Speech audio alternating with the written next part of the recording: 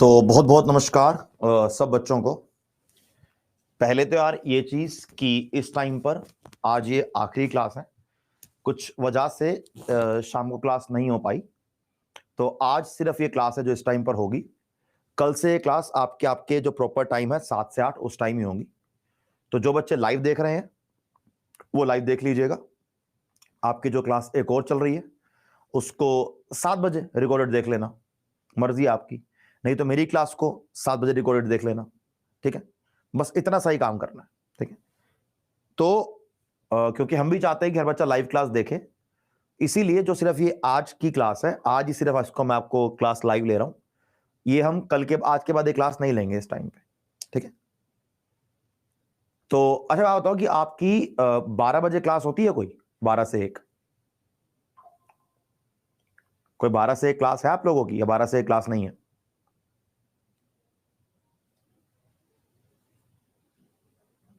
बारह से 1 होती है क्लास। 12 के बाद मतलब 12 से लेकर शाम को 8 बजे तक कोई समय है जो फ्री है? कि सर 12 से ये समय हमारा फ्री है, कोई समय है आपके पास कि इस समय क्लास ना होती हो? बताओ जरा किस समय क्लास नहीं होती बेटा?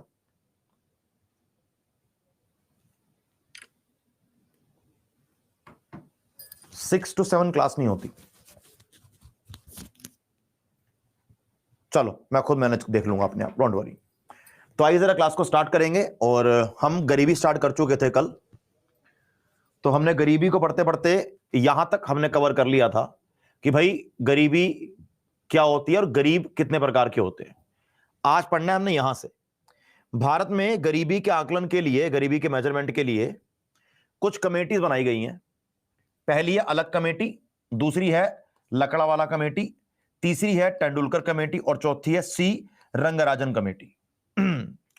अलग कमेटी को 1979 के अंदर बनाया गया था, लकड़ावाली को 1993 के अंदर बनाया गया था, तेंदुलकर को 2009 में और रंगराजन को 2012 के अंदर बनाया गया था। इन कमेटियों का काम था भारत में गरीबी का मेजरमेंट करना, या भारत में जो गरीबी का मेजरमेंट करने की टेक्निक है, क्या है? गरीबी के मेजरमेंट करने की टेक्निक, या फिर ऐसा बोल लो कि गरीबी को मेजरमेंट करने का तरीका इन कमेटीज के द्वारा दिया गया। ठीक है दोस्त, इसी के साथ साथ स्टार्ट करेंगे अलग कमेटी से। अलग कमेटी प्लानिंग कमीशन के द्वारा बनाई गई थी अंडर दी वाई के अलग चेयरमैनशिप, यानी कि अलग कमेटी के अध्यक्ष थे वाई के अलग, जिनको बनाया गया पहले पहले भारत में गरीबी का आकलन करने के लिए, राइट। और डेफिनेटली ये आपके जो चारों नाम हैं, ये चारों नाम और इनके ईयर्स, ये आपके लिए काफी इंपॉर्टेंट है, ठीक है। तो वाई के अलग जी की अध्यक्षता में इस कमेटी को बनाया गया था। 2 सेकंड रुकेंगे बच्चे, मेरे बुक होता है उसे।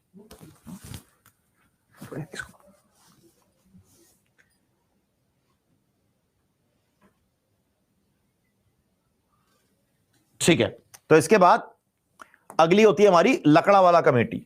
अच्छा, लकड़ावाला कमेटी 1993 में प्रोफेसर डीटी लकड़ावाले की अध्यक्षता में या उनकी चेयरमैनशिप में इस कमेटी को बनाया गया। आपने पढ़ा होगा ना कि हम कैलोरीज को लेकर बात करते हैं कि दिन में कितनी कैलोरीज, एक दिन में एवरीडे आप कितनी कैलोरीज कंज्यूम कर रहे हो। Calories equal to energy, calories equal to energy, कि कितनी कैलोरीज आप इनटेक कर रहे हो, उसके अकॉर्डिंग पॉवर्टी लाइन को बनाने की बात करी गई। तो जो पॉवर्टी लाइन को कैलोरीज के ऊपर बात करी गई थी, वो बात करी गई थी लकड़ावाला कमेटी के द्वारा। लकड़ावाला कमेटी ने बेसिकली 2 चीजें बोली कि भाई अगर आप शहर में रहते हो तो आपको कम से कम 2100 कैलोरी इनटेक करनी है। अगर आप गांव में रहते हो तो आपको कम से कम 2400 कैलोरीज इनटेक करनी है। अब गांव में ज्यादा और शहर में कम क्यों भाई, जरा बताना एक बार। गांव में ज्यादा और शहर में कम क्यों बेटा, बताओ जरा एक बार, क्या मतलब इस बात का? Any idea?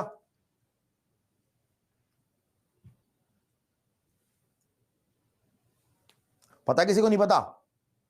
Very good. क्योंकि जो लोग गांव में रहते हैं वो फिजिकली ज्यादा काम करते हैं, और जो लोग शहर में रहते हैं बेटा वो मेंटली ज्यादा काम करते हैं। ऐसा पाया जाता है ना। विलेज में खान पान अच्छा है बेटा, विलेज में अगर खान पान अच्छा है तो मतलब ये नहीं है कैलोरी ज्यादा लेंगे। विलेज में जितने भी आप लोग देखोगे, जो किसान लोग हैं, जो मजदूर लोग हैं, ज्यादा काम करते हैं, शहर के लोग कम काम करते हैं। तो एग्रीकल्चर मतलब इस कैलोरीज के अकॉर्डिंग ये बोला गया कि अगर आप शहर में रह रहे हो और आप एक दिन में 2100 कैलोरी इनटेक कर रहे हो तो आप गरीबी रेखा से ऊपर हो। 24 से कर रहे हो गांव में तो गरीबी रेखा से ऊपर। बात समझ आई? ये कह रहा है लकड़ावाला कमेटी। ठीक है भैया। लकड़ावाला कमेटी के बाद 2009 में एक तेंदुलकर कमेटी बनाई गई। अध्यक्ष थे सुरेश तेंदुलकर, सचिन तेंदुलकर नहीं है, गलती मत कर देना ये वाली, ये सुरेश तेंदुलकर है। सुरेश तेंदुलकर को बोला गया कि आप एक काम करो, हमने कैलोरी के बेसिस पर तो कर लिया है, आप हमें यह बताओ कि कितने रुपए एक इंसान एक दिन में कमा रहा है या एक दिन में खर्च कर रहा है या खर्च करने के योग्य है, एबल टू स्पेंड। उसके अकॉर्डिंग हम लोग यहां पर आपको क्या बोलेंगे, गरीबी रेखा की बात करेंगे। तो तेंदुलकर कमेटी ने बोला कि अगर एक इंसान शहर में रहता है, वो कहता है कि अगर एक इंसान शहर में रहता है और वो एक दिन में 29 रुपए खर्च करने की हिम्मत रखता है या 29 रुपए अपनी जरूरतों को पूरा करने के लिए खर्च कर रहा है, तो वो शहर में गरीबी रेखा से ऊपर है। अच्छा जी। और फिर उसने बोला कि अगर कोई गांव में रहता है और वो एक दिन में 22 रुपए खर्च कर रहा है, यानी कि 22 रुपए वो खर्च कर सकता है, तो वो गरीबी रेखा से ऊपर है।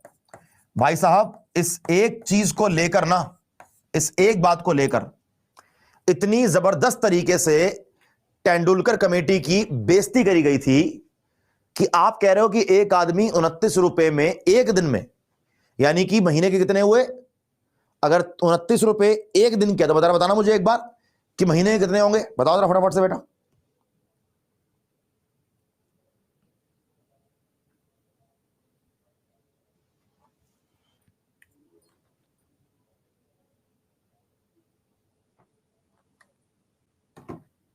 वही 900 रुपए के आसपास, वही 900 रुपए के आसपास, राइट। तो ये बंदा कह रहा है कि भाई अगर आप एक महीने में 900 रुपए खर्च कर सकते हो, यानी कि अगर आपकी इनकम कम से कम 900 रुपए एक महीने में, तो आप गरीबी रेखा से ऊपर हो। इतनी जबरदस्त तरीके से इस भाई को लोगों ने प्रताड़ित किया भाई साहब, मतलब फुल गालियां न्यूज चैनल में, फेसबुक पे, ऑरकुट पे, हर जगह गालियां ही गालियां। क्या हो रहा है, क्या हो रहा है। इवन सरकार ने यह बोला कि इस कमेटी के ऊपर हम लोग विश्वास नहीं करते।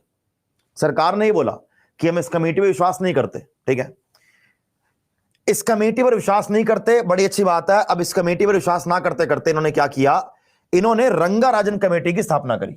इन्होंने रंगाराजन कमेटी की स्थापना करी। ये 2009 नहीं है बेटा, ये 2012 है। This is 2012। ठीक है, तो रंगाराजन कमेटी को 2012 के अंदर बनाया गया। रंगाराजन कमेटी ने तेंदुलकर कमेटी की रिपोर्ट को कैंसिल कर दिया कि हम तेंदुलकर कमेटी की रिपोर्ट को नहीं मानते। ठीक है भाई। 2014 में रिपोर्ट को सबमिट किया और यह बोला गया कि जैसे 29 रुपए और 22 रुपए,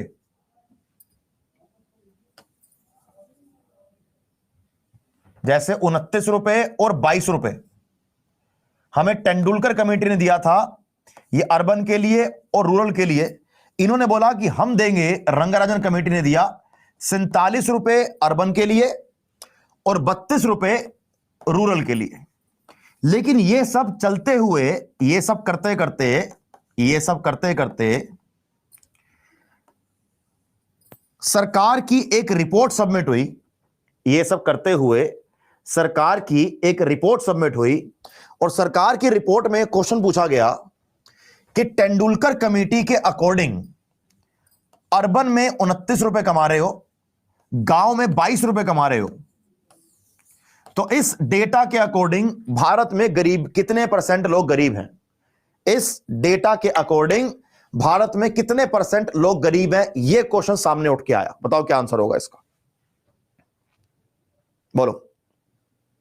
इसका आंसर है 21.9%।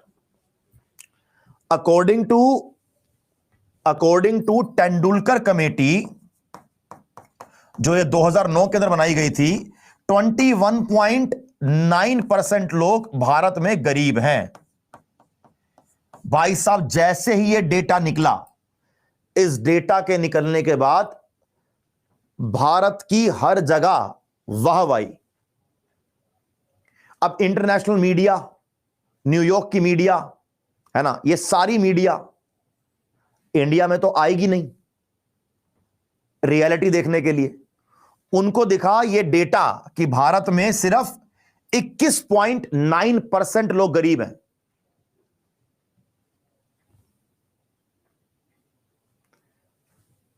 लास्ट टाइम बता रहा हूं, ये आज क्लास जल्दी हो रही है, कल से क्लास 7 बजे ही होएगी, ठीक है। अगर आपको ज्योग्राफी क्लास अटेंड करनी है, आप वहां चले जाओ, मेरी क्लास रिकॉर्डेड देख लेना, मेरी देख रहे हो तो ज्योग्राफी की रिकॉर्डेड देख लेना, ठीक है।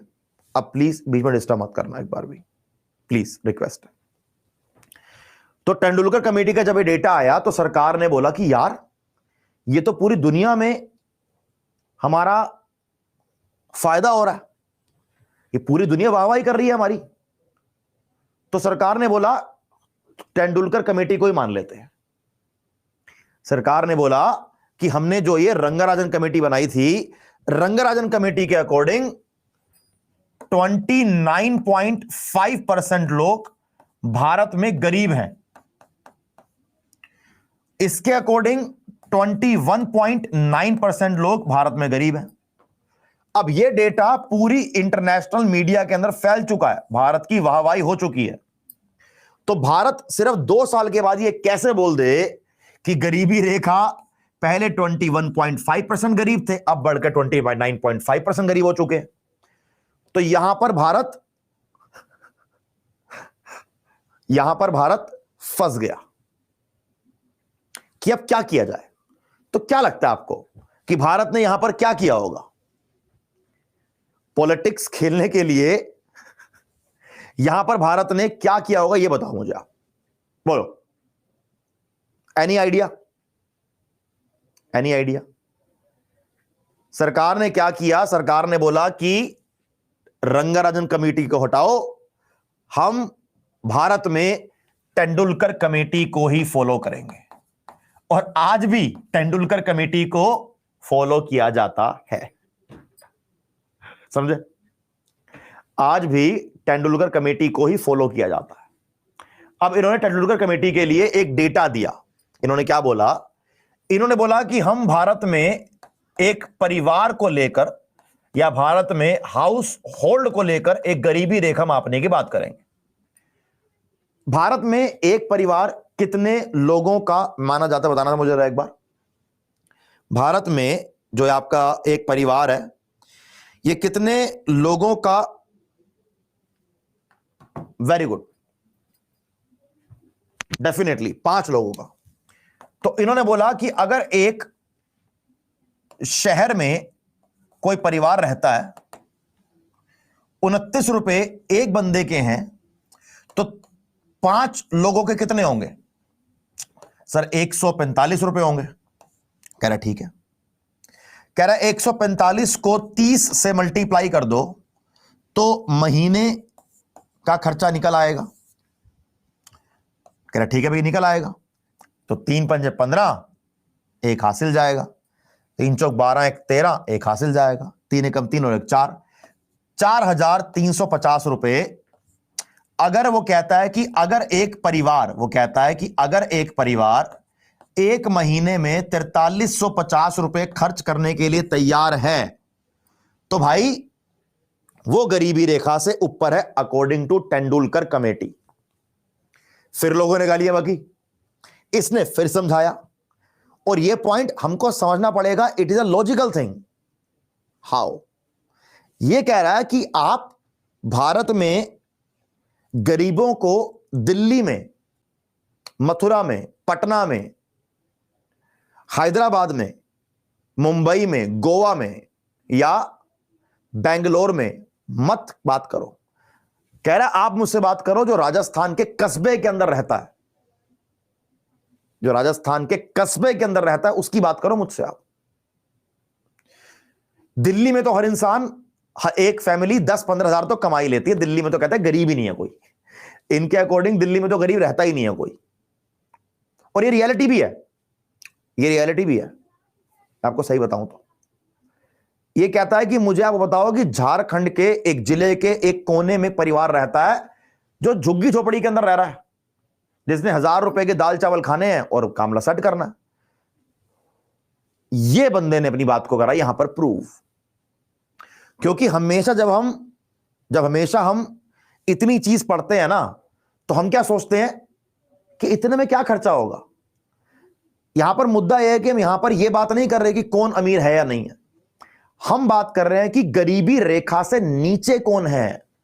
We are talking about BPL families, below poverty line families, BPL, below poverty line families. अब आप समझे क्या कहना चाह रहा हूं। तो इस तरीके सरकार ने और मिस्टर तेंदुलकर ने कमेटी को सही रखा और भैया इसी से ही भारत में एक यूनिफॉर्म पॉवर्टी लाइन को फॉलो किया जाता है। तो अगर एग्जाम में क्वेश्चन आए कि भारत कौन सी पॉवर्टी लाइन को फॉलो करता है तो correct answer is Tendulkar committee. ठीक है, चलिए इसी के साथ साथ आगे बढ़ेंगे। आगे बढ़ते हुए गरीबी रेखा के निर्धारण के लिए कौन सा संगठन सर्वे करता है, यह क्वेश्चन है कि अगर गरीबी रेखा निकालनी है, गरीबी रेखा का हमने गरीबी रेखा का एक तेंदुलकर कमेटी से हमने समझ लिया कि ठीक है, लेकिन यह सर्वे कौन कर रहा है इसका। देखो सर्वे करने का काम सिर्फ एक ही का है, एनएसएसओ, यही तो करती है survey, national sample survey organisation, national sample survey organisation. इसी का तो काम है भारत में हर तरह के सर्वों को कंडक्ट कराने का, तो यही करेगी ना बेटा, और कोई क्यों करेगा। ठीक है, राइट आंसर इज बी। अब आता है point, who calculate poverty line in India. Simple है, अब भारत में गरीबी रेखा नीति आयोग के द्वारा, नीति आयोग के द्वारा कंडक्ट किया जाता है। लेकिन इस नीति आयोग के बाद डेटा आएगा, उस डेटे को कलेक्ट करने का काम, उस डेटा के लिए सर्वे कराने का काम नेशनल सैंपल सर्वे ऑफिस को दिया गया है। यहां मैंने लिख दिया नेशनल सैंपल सर्वे ऑर्गेनाइजेशन, बेटा गलत हो गया, यह आपका ऑफिस होगा। This is not organisation, this is office, national sample survey office. ठीक है, तो नीति आयोग एनएसएसओ के साथ मिलके भारत में गरीबी को कैलकुलेट और उसको पब्लिश करने का काम करते हैं। Dash poor are people who move in and out of poverty on a regular basis. Regular basis पर गरीबी से बाहर जा रहा है, गरीबी के अंदर आ रहा है, ये किस प्रकार की गरीबी है। मजाक चल रहा है? नहीं मजाक चल रहा है या? Right answer is C, right answer is C, churning poor. Right answer is churning poor. अच्छा, क्रोनिक पुअर कौन है? क्रोनिक पुअर है परमानेंट गरीब, क्रोनिक पुअर है परमानेंट गरीब। चर्निंग क्या है कि कभी अंदर तो कभी बाहर, कभी अंदर तो कभी बाहर, उस तरीके से। ठीक है, चलो निम्नलिखित में से कौन गरीबी रेखा के नीचे के लोगों की विशेषताएं हैं, यानी कि इनमें से जो लोग बीपीएल फैमिली से हैं, बिलो पॉवर्टी लाइन फैमिली से हैं, उन्हें इन चारों में से कौन कौन सी प्रॉब्लम का सॉल्यूशन देखने पड़ता है। बताओ भैया क्या आंसर होगा। वेरी गुड, उपरोक्त के सभी करेक्ट है भैया, उपरोक्त के सभी करेक्ट है, सबहू करेक्ट है, सबहू। और क्वेश्चन करोगे, इसका आंसर दो। इनमें से कौन सा प्रोग्राम है जो गवर्नमेंट ऑफ इंडिया के द्वारा चलाया गया, जहां पर भारत में फूड और न्यूट्रिशनल लेवल को प्रमोट करने की बात करी जाती है। Mid day meal scheme, ICDS, public distribution scheme, क्या बोलोगे, क्या आंसर होगा? सबू सही बा, यहां पर भी सबू सही बा। देखो यहां पर क्या है ना, mid day meal scheme definitely यार, इसमें कोई डाउट नहीं है, मिड डे मील स्कीम, बच्चों को खाना मिलता है स्कूल में, ठीक है। इंटीग्रेटेड चाइल्ड डेवलपमेंट स्कीम, यहां पर माता को और बच्चों को दोनों को न्यूट्रिशन को मेंटेन करने के लिए सरकार हेल्प करती है। पब्लिक डिस्ट्रीब्यूशन स्कीम का काम यही है कि जो सस्ता राशन की दुकानों पर दे, जो बीपीएल फैमिलीज को सस्ते दामों पर मिल सकता है राशन कार्ड दिखा के। तो right answer is again the correct answer is D, again the correct answer is D, ठीक है। और क्वेश्चंस करने की इच्छा रखते हैं, बोलो यस और नो। और क्वेश्चंस करने की इच्छा रखते हैं बेटा, बोलिए यस या no. Yes yes yes, very good, बहुत अच्छे। अगर तुम नो बोलते तो पहले मैं तुम्हें गालियां देता, फिर तुम्हें क्वेश्चन भी कराता, ठीक है। चलो आ जाओ। अगर तुम बोलते कि भैया नहीं और नहीं करने, तो पहले तुमको डांट पड़ती, फिर तुमसे क्वेश्चन करवाए जाते।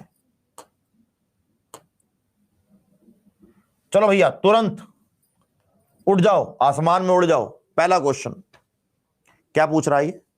भारत में गरीबी रेखा मुख्यतः किस पर आधारित है? भारत में गरीबी रेखा मुख्यतः किस पर आधारित है? पर कैपिटा इनकम, उपभोक्ता मूल्य सूचकांक, या कैलोरी इनटेक? देखो, हमने पूरी क्लास में पर कैपिटा इनकम की कोई बात नहीं करी, फिर भी आप में से कुछ बच्चे पर कैपिटा इनकम बोल रहे हैं। कैसे बोल रहे हो पर कैपिटा इनकम, जरा बताना मुझे एक बार। अगर पर कैपिटा इनकम ही करेक्ट है तो आपको मैंने पर कैपिटा इनकम के अकॉर्डिंग पढ़ाया होगा। बताओ जरा बेटा एक बार। ये जो 8-10 बच्चे बोल रहे हैं ए, बताना जरा ए क्या है। और सत्य मेरे भाई क्या लिखा है? हिंदी तो है ये, हिंदी हिंदी हिंदी हिंदी। और कैसे हिंदी होती है? और मेरे भाई कैसे हिंदी होती है बेटा? समझे? Right answer is calorie intake. Right answer is C. हमने सिर्फ कैलोरी इनटेक की बात करी है, हमने कोई बात नहीं करी यहां पर आपके पर कैपिटा इनकम की, सीपीआई की, या जीडीपी की। करेक्ट आंसर सी है, कैलोरी इनटेक। और वो भी कैसे?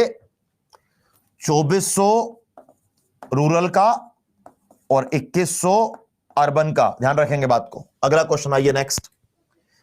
कौन सा संगठन global multi dimensional poverty index publish करता है?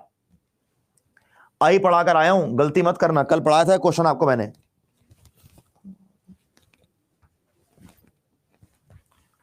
बोलो A B C D. Very good, right answer is United Nation development programme. लेकिन अकेले नहीं करता ये कुछ ऑक्सफोर्ड की एक कमेटी और है, ऑक्सफोर्ड एक ऑर्गेनाइजेशन हो रहा है, उसके साथ करता है। वो क्या है? ओपीएचआई।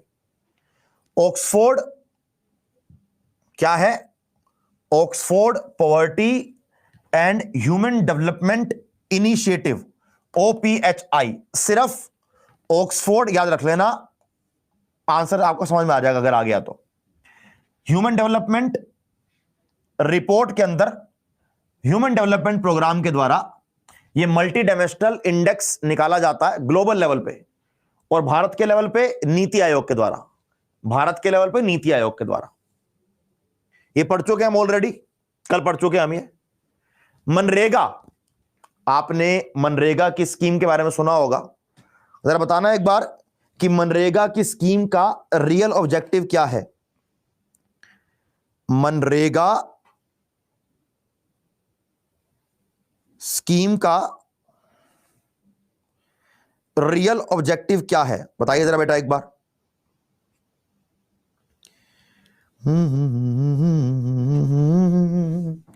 Very good. क्या भैया? मनरेगा का नाम क्या पूरा? Mahatma Gandhi national rural employment guarantee act, MNREGA. कभी कभी इसको नरेगा भी लिखते हैं, एक ही है, टेंशन मत लेना। इसका काम है लोगों को रोजगार देना। कितना रोजगार? कम से कम एक साल में 100 दिन का, कम से कम एक साल में 100 दिन का रोजगार देना। तो correct answer is a. Latest data के अनुसार भारत में लोवेस्ट पॉवर्टी रेट किस राज्य के अंदर पाई जाती है? यानी किस राज्य में गरीबी दर सबसे कम है? गरीबी दर सबसे कम है। पता नहीं क्या दिख रहा है, क्या आंसर कर रहे हो, क्या निकलेगा तुम्हारा एग्जाम, मुझे इस बात समझ ही नहीं आ रही है। अगर भारत में गरीबी की बात करी जाए तो सबसे ज्यादा गरीब परसेंटेज में बिहार के अंदर, बिहार में highest poverty rate, highest poverty rate Bihar में, और केरला में लोवेस्ट पॉवर्टी रेट। अबे इसका आंसर तो ना कोई 5वीं क्लास का बच्चा भी कर देगा कि केरला में सबसे कम गरीब लोग पाए जाते हैं और केरला में हाईएस्ट लिटरेसी रेट पाई जाती है। ये तो 5वीं क्लास के बच्चों को पता होगा, उसकी एनसीईआरटी में दिया होता है आंसर, तुम गलत दे रहे हो, समझे। कह रहा गोवा, कहां पढ़ लिया गोवा, कहां पढ़ लिया भाई गोवा, हद होगी बिल्कुल ही, कोई बात नहीं। चलो, एक प्रधानमंत्री जनधन योजना, एक, वही तो दिक्कत है, यही तो क्वेश्चन में कंफ्यूजन है भाई। बड़े हो गए हो, क्या हो गए हो, बड़े हो गए हो, ये समय नहीं है गलतियां करने का।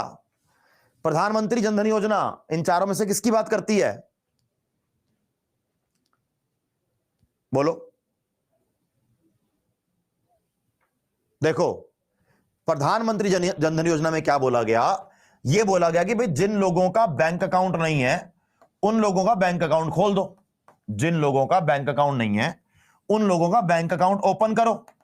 भाई पूछा गया बैंक अकाउंट ओपन करके क्या होगा, भाई उन्होंने बोला कि जिसका बैंक अकाउंट होगा वो बैंक के द्वारा जो वित्तीय सेवाएं हैं वो ले पाएगा, जो बैंक के द्वारा वित्तीय सेवाएं हैं बेटा वो ले पाएगा। सरकार ने बोला जो अकाउंट खोलेगा उसको इंश्योरेंस फ्री कर देंगे, यानी कि फाइनेंशियल इंक्लूजन, क्या बोला, फाइनेंशियल इंक्लूजन, वित्तीय समावेशन। सर क्या होता है ये, सर ये फाइनेंशियल इंक्लूजन काफी फैंसी सी टर्म लग रही है, सर क्या मतलब है इसका, इसका मतलब बेटा वित्तीय समावेशन। इसका मतलब होता है कि सब लोगों को जो भारत में रहते हैं, चाहे अमीर है गरीब है, किसी भी धर्म का है, कहीं पर रहता है, मोटा है पतला है छोटा है जो भी है, सबको फाइनेंशियल सर्विसेज अवेलेबल कराई जाए, सबके पास फाइनेंशियल सर्विसेज लेने का अधिकार हो, और अधिकार से ज्यादा सबके पास फाइनेंशियल सर्विसेज लेने का एक अपॉर्चुनिटी हो, इसे कहते हैं फाइनेंशियल इंक्लूजन। ठीक है, चलो कोई बात नहीं, अगला क्वेश्चन दो। भारत में पॉवर्टी एलिवेशंस प्रोग्राम चलाए जाते हैं, यानी गरीबी रेखा को, गरीबी को दूर करने के प्लान चलाए जाते हैं। मुख्य रूप से इन प्लान्स का ऑब्जेक्टिव या इनका ध्यान केंद्रित कहां पर होता है, बताइए क्या आंसर होगा। गरीबी रेखा कम करनी है, जनसंख्या वृद्धि को कम करना है, अलग बात है। विदेशी निवेश का कोई मतलब ही नहीं है दूर दूर तक। निर्यात का क्या मतलब है, राइट आंसर इज कि भाई जो उनकी सोशल सिक्योरिटी है, या जो उनकी सोशल वैल्यू है, या उनका जो सामाजिक कल्याण है, उसकी बात हो रही है। क्यों कर रही है सरकार गरीबी रेखा कम करने के लिए मेहनत, क्यों कर रही है सरकार, गरीबी को एक्स्ट्रा पैसे दे रही है, क्यों सरकार किसानों को 6,000 देती है 3 किश्तों में, क्योंकि वो चाहती है कि एटलीस्ट किसान इस पैसे का फर्टिलाइजर खरीद लें, एटलीस्ट हम किसानों की थोड़ी सी मदद कर सके, उनकी हेल्प कर सके, उनके हर साल के खर्चे में, उनके वेलफेयर के लिए, उनकी सेवा के लिए, उनकी मेहनत के लिए। तो करेक्ट आंसर इज सी। अगला क्वेश्चन, कौन सी योजना बच्चों, गर्भवती महिलाओं को और स्तनपान कराने वाली महिलाओं को, माताओं को पोषण संबंधी परिणामों के सुधार पर केंद्रित करती है? इनमें से कौन सी स्कीम है बेटा, वो जो children, pregnant women, lactating mothers की न्यूट्रिशन लेवल को बढ़ाने की बात करती है, न्यूट्रिशन को इंप्रूव करने की बात करती है, उनकी हेल्थ को मेंटेन करने की बात करती है। Right answer is ICDS, integrated child development services is the correct answer. ICDS B correct है बेटा, बी। ठीक है, चलो अगला क्वेश्चन 8वां। अंत्योदय अन्ना योजना, अंत्योदय अन्ना योजना इन चारों में से किससे रिलेट करता है? अंत्योदय अन्ना योजना इन चारों में से किससे रिलेट करता है बेटा? बहुत सिंपल क्वेश्चन पूछ रहा हूं आपसे मैं। अंत्योदय अन्ना योजना में यह बोला गया कि हम भारत में फूड सिक्योरिटी को इंक्रीज करेंगे, कि हम चाहते हैं कि जो लोग कमा रहे हैं वो पैसा खर्च करके राशन पानी खरीद, लेकिन जो नहीं कमा पा रहे हैं सरकार दे रही है उनको। तो जो सबसे गरीब लोग हैं उनको अत्यधिक सब्सिडी वाला भोजन देना। Right answer is B. Right answer is B. ठीक है, चलो अगला क्वेश्चन। अंत्योदय अन्ना योजना, हमारे मोदी जी आए हैं, दाल की प्लेट अपने साथ एक लेकर आए हैं, लेकिन दाल की प्लेट दिख नहीं रही। यहां लगा दें बिल्कुल मोदी जी के पीछे, कि मोदी जी कहेंगे वाह भाई वाह मजा आ गया। मोदी जी कहेंगे वाह भाई वाह मजा आ गया। अब ठीक है ना, अब बढ़िया लग रहा है। अंत्योदय अन्ना योजना क्या कर रही है, जरा पढ़ेंगे एक बार।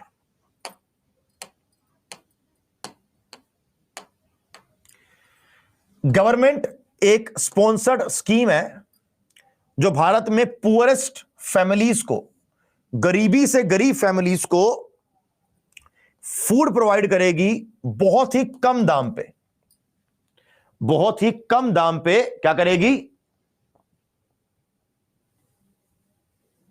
मजे ही मजे। चलो भैया अगला क्वेश्चन आ जाइए, क्या पूछ रहे हैं अगले क्वेश्चन में, जरा ये पढ़ लेते हैं एक बार। अच्छा, चाहे गरीब हो या अमीर हो, भारत सरकार के द्वारा एक ऐसा इनिशिएटिव लिया गया है कि हम गवर्नमेंट सर्विसेज को बहुत इजीली यूज कर सकते हैं। इसका आंसर अगर गलत दिया ना तो छोड़ देना पढ़ाई। ठीक है, छोड़ देना पढ़ाई। क्या आंसर है, ये डिजिटल इंडिया करेक्ट आंसर है। भारत में जो गरीबी है, लोगों को सीमित आर्थिक अवसर मिलते हैं, उसके पीछे रियल लेवल बात क्या है। जो भारत में गरीब लोग हैं क्योंकि उनको इकोनॉमिक अपॉर्चुनिटीज लिमिटेड मिलती हैं। क्या रीजन है उसका। मेरे एक सर है, वो एक बहुत बड़े यूपीएससी के इंस्टीट्यूट में बच्चों को इकोनॉमिक्स पढ़ाते हैं। यूपीएससी मेंस की ऑप्शनल के लिए पढ़ाते हैं, वेरी फेमस नेम, लेकिन मैं ले नहीं पाऊंगा, मुझे अलाउड नहीं है लेना। ठीक है, मैंने उनसे पूछा था कि सर एक बात बताओ कि भारत में गरीबी का मेन कारण क्या है। तब उन्होंने मुझे कहा था कि साहिल, भारत में गरीबी का मेन कारण यह है कि लोग सीखना नहीं चाहते, लोगों के पास स्किल नहीं है। और अगर लोगों के पास स्किल है तो जो स्कूल हैं, गांव के स्कूल हैं, बिहार के स्कूल हैं, सर गवर्नमेंट स्कूल जो है बिहार वगैरह, Bihar, UP, Rajasthan, Chhattisgarh, MP, West Bengal भी मान सकते हैं हम। यार ये कौन नहीं जानता कि हमें अगर बड़ी बड़ी कंपनी में काम करना है तो हमें इंग्लिश सीखनी है। ये सबको पता है, ये आप मैं सब जानते हैं। क्या ये बात टीचर्स को नहीं पता, स्कूल को नहीं पता? पता है भाई, सब पता है, फिर भी नहीं पढ़ा रहे। क्यों? एक अजीब सी ईगो है, एक अजीब सी ईगो है। नहीं पढ़ाएंगे, नहीं पढ़ाएंगे, जो मर्जी हो जाए। भाई क्यों नहीं पढ़ाओगे? मैं कह रहा हूं कोई किसी फैमिली के अंदर पैदा हुआ है, कोई किसी जगह से आया है, अगर बचपन से उसको एक बेसिक इंग्लिश सिखा दी जाए तो किसी का क्या जा रहा है। अगर एक बंदे से सर उनको भी नहीं आती, अरे तो उन लोगों को नौकरी पे रखो जिनको आती है। हाँ बिल्कुल सही बोल रहा, पंजाब के अंदर बुरा हाल है। तो नौकरी उन लोगों को जिन लोगों को आती है, उनका बेसिक इंग्लिश का एग्जाम लो। एक मैं नहीं बोल रहा कि फराटेदार इंग्लिश बोलेगा, ऐसा नहीं करना, लेकिन सिंपल अगर मैं किसी से पूछ लूं कि टेल मी अबाउट योरसेल्फ, तो आपके पास 5 लाइनें आंसर देने के लिए होनी चाहिए कि sir my name is this this this, I have done graduation from this college, right now preparing for government exam, I want to become income tax officer, my father is working, he has his own business, my mother is a housewife, I have 2 brothers and 1 sister, my brother do this, sister do that। बस इतना पढ़ाना है, इतना पढ़ाना है कि भाई एक आदमी एक चजदी मतलब बात कर पाए किसी के साथ। अबे तुम बच्चों को एक चीज पढ़ाओगे ना, 4 वो खुद पढ़ लेंगे। और छोड़ो, अब जैसे बोल रहे हो कि हाल बुरा है, हाल बुरा है, हाल बुरा है, 4 वर्ड मैं यहां पर अंग्रेजी के लिख देता हूं ना, तो तुम्हारी सिट्टी पिट्टी गुल हो जाती है।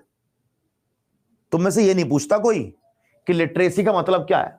तुम कहते हो कि हिंदी में ले आ, तुम कहते हो कि हिंदी में ले आओ। गलती आप लोगों की भी है कि आप लोग सीखना नहीं चाहते।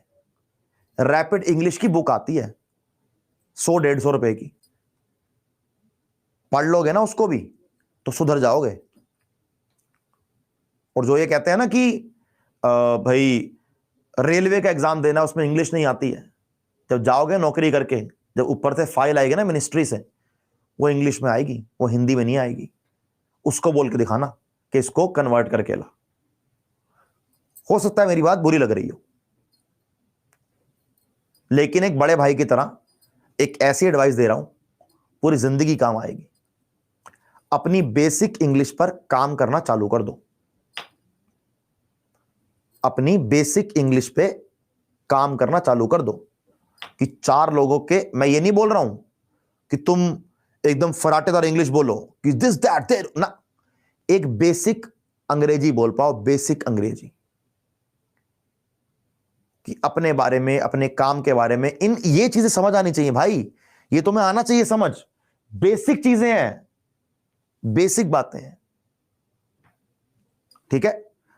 कर लोगे, 2-3 साल मेहनत कर लोगे, आगे जाकर एग्जाम पास करके मुझे याद करो या ना करो, लेकिन इस बात के लिए मेरे को जरूर याद करोगे कि साहिल सर ने एक बार ये बात बोली थी और मेरी जिंदगी में काम आई है। अब मुझे एक बच्चे ने बोला, ये बात सुन के, खत्म हो गया चैप्टर इसलिए गप्पे मार रहा हूं, चैप्टर खत्म हो गया कि सर आप ये बातें बोल सकते हो, सर आप तो गवर्नमेंट स्कूल से हो। तो मैंने कहा कि मुझे पता है, मैं दिखने में लगता हूं कि मैं अमीर हूं, अमीर घर से आता हूं भी, झूठ भी नहीं है, प्राउड की बात है, हूं भी सही। लेकिन एक बात यह थी, जब मेरी स्कूलिंग चल रही थी, पापा का बिजनेस अच्छा नहीं चल रहा था, तो मैंने 6 से लेकर 12th क्लास गवर्नमेंट स्कूल से करी है। 30 रुपए फीस थी मेरे स्कूल की। आज भी जो मेरे स्कूल के ग्रुप के अंदर बच्चे थे, कोई उल्टे सीधे काम ही कर रहे हैं। जब मुझसे कोई मिलता है और मुझसे कोई बात करता है, मेरे को देखता है कि यार तू तो पता नहीं जीवन में लगी कर रहा है, समझे। तो अगर आपको आगे निकलना है, अगर आपको अलग बनना है, तो आगे बढ़ना पड़ेगा। मेरे स्कूल का भी यही हाल था कि कोई पढ़ा रहा है, कोई नहीं पढ़ा रहा है, कभी टीचर आ रहा है, कभी टीचर नहीं आ रहा है। लेकिन खुद पढ़ाई करी ना आपने, खुद पढ़ाई करी मैंने, चीजों को सीखा। मैं नहीं पढ़ता था बैठ के इतनी हिस्ट्री ज्योग्राफी वगैरह, मैं पढ़ने में अच्छा नहीं था इतना, मेरे को यह पता था कि क्या जरूरी है, इसलिए मैंने बेसिक चीजें अपनी इंप्रूव करी। और यार देखो, अगर आप मेहनत करोगे तो चीजें इंप्रूव होंगी। एडवाइस है, मान लो तो बढ़िया, ना मानो तो बढ़िया। मैंने ज्ञान पेलना था पेल दिया, अब तुम्हें लगे ज्ञान काम का है तो ले लो, नहीं लगे तो छुट्टी। ठीक है भैया, चलो इसी के साथ साथ आज की क्लास को खत्म करते हैं। आई होप कि आपको पॉवर्टी का लेक्चर पढ़ने में मजा आया होगा। कल मिलेंगे शाम को 7 से 8, तब तक के लिए ऑल द वेरी बेस्ट। अपने स्कूल का नाम बता दीजिए। नहीं बेटा वो तो नहीं बताऊंगा चलिए बाय बाय, जय हिंद। कल से बेटा क्लास 7 से 8 ही होगी। चलिए बाय बाय।